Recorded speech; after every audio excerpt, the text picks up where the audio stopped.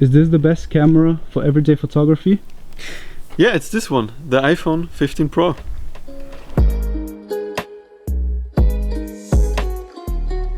Welcome everybody. Today I'm here with my good friend Samuel and I want to showcase to you guys which camera is the best for everyday photography. And as you've seen, it's the iPhone 15 Pro. It's a mighty tool for us photographers and for everybody out there who doesn't do photography and just wants to take the best pictures he can. What do you say, Samuel? Let's go and take some nice pictures? Let's go. We are here at this ugly location for a reason. We try to showcase you that you can produce or make amazing pictures at an ugly location with whatever lighting you have available to you. And also, of course, with the iPhone 15 Pro. Here we go. That's the perfect example. I spoke to him before we started to record the video. I often have the issue that the iPhone just freezes, or I have a black screen whenever I start the camera, and here I have the perfect example for it. It just happened. God damn it. Bad. Bad, Apple, bad.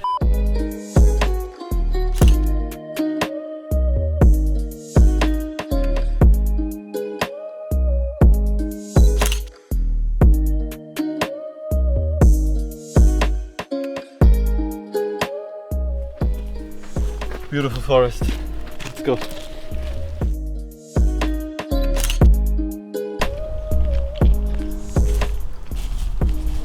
It's not California, but you know, it's Graz. Oh wow, this is beautiful here. Wow. Imagine in autumn or in summer. Whoa. 1x 24mm shot. And I will also take a 3x zoom shot. On the 15 Pro we only have the good old 3x zoom, the 77mm. Sometimes I really would like to have the new 5x from the Pro Max. But you gotta take what you have, right? Exactly, and we work with that. So what's your favorite lens on the 15 Pro? Which one do you use the most when photographing? It's definitely the main lens, so the 24mm lens. Why? The biggest sensor. Why? Because the sensor is the best. And with the new 40 megapixels, I don't care about the megapixels, but it somehow has taken the digital sharpness, the digital edge of it, especially when I'm shooting in RAW. Today we're only shooting in non-RAW, so you can see the results in the video, but my second favorite is definitely the 2x zoom, the 2x crop on the main sensor. It's equal to a 50mm lens. It's yeah. So you're not using the wide angle lens at all? Not or? as much. Yeah, that's weird because that's my favorite. Yeah. Okay. Interesting. My favorite. I mean, I use it a lot of the time.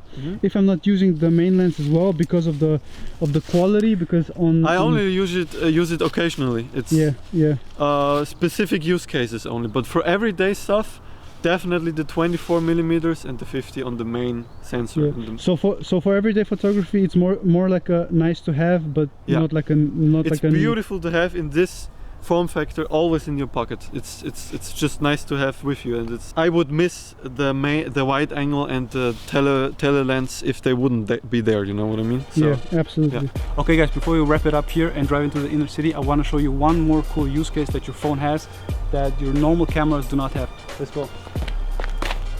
It's taking selfies. Let's take one, my brother. 1 second.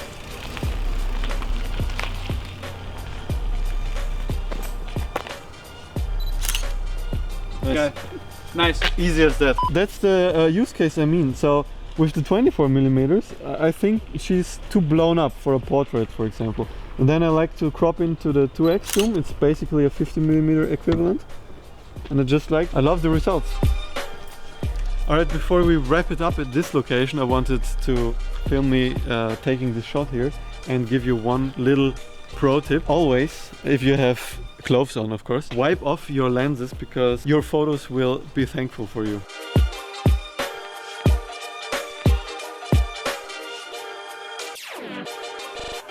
We're about to get some coffee, and as always we're going to take a picture of our coffee. That's what most people do, and that's what we want to share and do with the phone as well.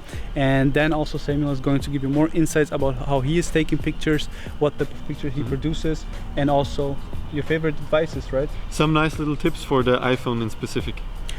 Yeah, so stay tuned, and yeah, let's go, let's get some coffee. Let's go.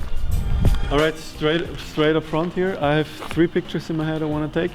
First one is of this beautiful glass light scenery up there. Yeah, looks amazing. The second one would be, I love the architecture, the wood here. It's always a beautiful, open, natural space to come here. And the third one would be the crowd sitting in the cafe, the silhouette of the crowd and the sunlight hitting in through the windows. So let's take those shots very amazing. Let's see how you work.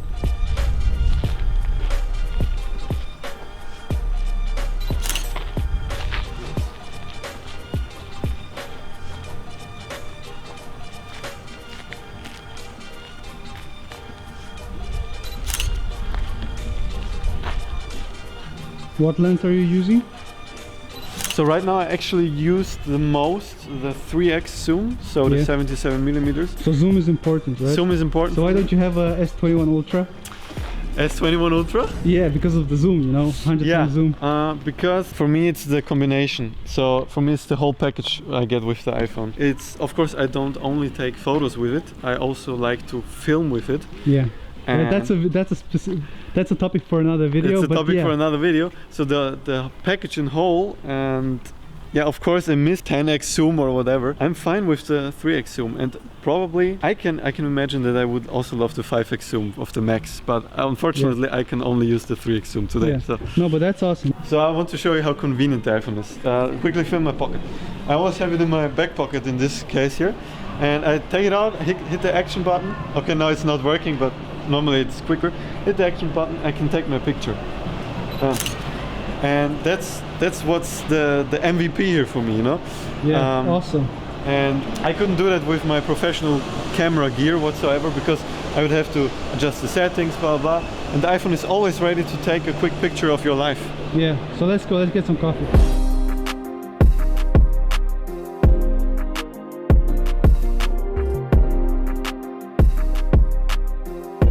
Alright everybody, we just had our coffee and let's wrap up today's iPhone 15 Pro camera shoot, review, whatever. What do you say? First words that come to your mind about today's shooting? It was incredible fun, first of all. It's a pleasure to produce such a video for you guys. I hope you had some value from it and maybe feel inspired to...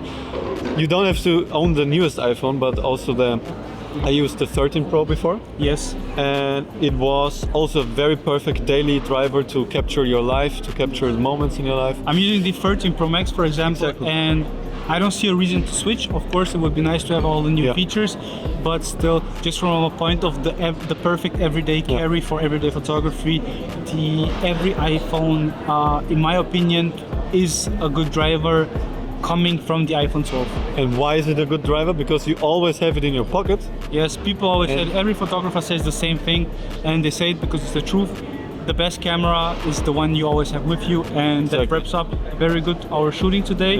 If you guys want, we can make a video where you actually just use the phone with its raw capability, unlocking the 48 megapixels. Trust me guys, you can do so much more when you edit your iPhone photos. It's like a insane pro camera. So if you want, we can make the video for you. Let us know down below in the comments. Let us know. But for the everyday carry, do you have any other tips for the everyday carry? The only thing I adjusted while shooting today was, I don't know if you can see, but when I press somewhere here in the default Apple camera app, you see the little yellow box, right? That's your focus / exposure setting. When you press somewhere and just move the sun up or down, adjust the exposure that way, you can easily and quickly get the most out of the iPhone's cameras.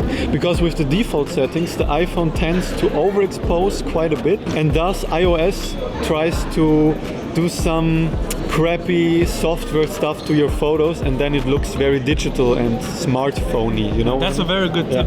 It's super simple. Just a lot of people know that. Slide down the exposure. Many still don't know it. Slide down, adjust your exposure, slide it down, slide it up, make it look the best in camera, so that your iPhone doesn't have to do a lot to make it look nice. And yeah, that's a great tip. One tip that I have for you guys that I always do when I get a new iPhone is I turn off the live photos. I mean, it's a feature that's nice. My fiance uses it. I myself, I always turn it off because for me, I don't really need the moments before I take a picture. I just need a picture, and I find it quite weird, but I always feel like the photo for some reason is a bit worse when it's taken with a live photo.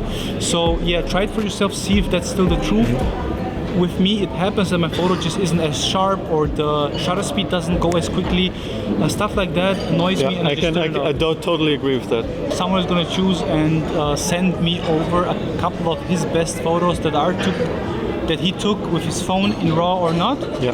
And just so you guys can see what else you can do on better, more beautiful days. Because today we went to pretty much a very spontaneous location, and we wanted to showcase that if you don't have the best light available, the iPhone still makes nice photos. Yeah. But overall, no matter how good your light conditions are, no matter what the weather is, the iPhone just produces nice images. So what do you say, let's sort out the best photos?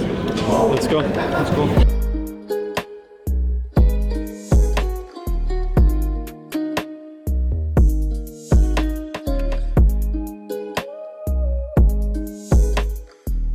Alright guys, we just finished selecting the photos from today, and just remember, all the photos are straight out of camera and unedited. And if you want us to take it to the next level, which means capturing raw photos with the iPhone, just let us know in the comments and we will show you in the next video. Yes, just like he said, if you guys want to see something, let us know down below. See you guys, talk to you guys in the next one. Thank you for watching.